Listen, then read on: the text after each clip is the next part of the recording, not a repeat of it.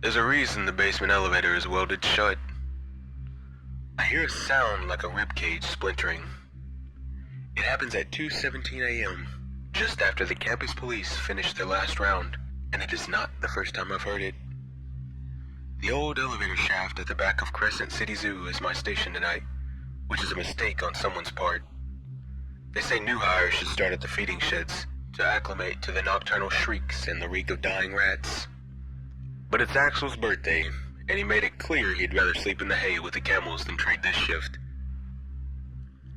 I take the steel stairs with deliberate slowness. My night bag swings at my hip, jangling with keys, zip ties, a walkie-talkie nobody answers, and a flask that should have been coffee, but is, in fact, neither. I told myself that I'm above childish superstitions, but even the maintenance lights seem to hesitate before following me down. I try to make a joke in my head about the world's only neurotic light bulb. Instead, I get a warble of static from the walkie. Something like, "Level 2 lock off, out." None of us talk on the radio after midnight unless we have to. I thumb the response button anyway, and the feedback nearly slips me on the next step.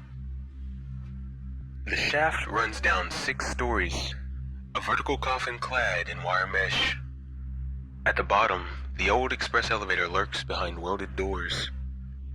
We aren't supposed to go near it, but every few months the security logs show the call button lighting up, always at 2:17, and always for 40 silent seconds before winking back to black.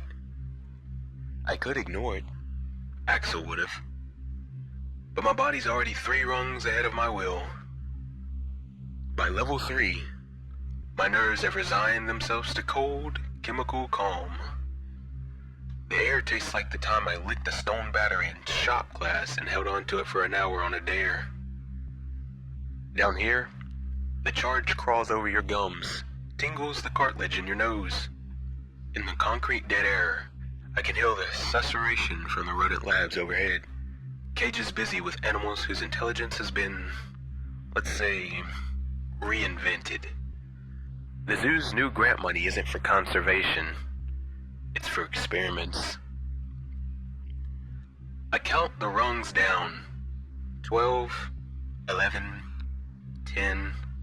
Step after step, I sense the tempo of the zoo's sleeping inhabitants, synchronized breathing and the occasional grunt from the primate wing, farther east. The bottom is always closer than I expected.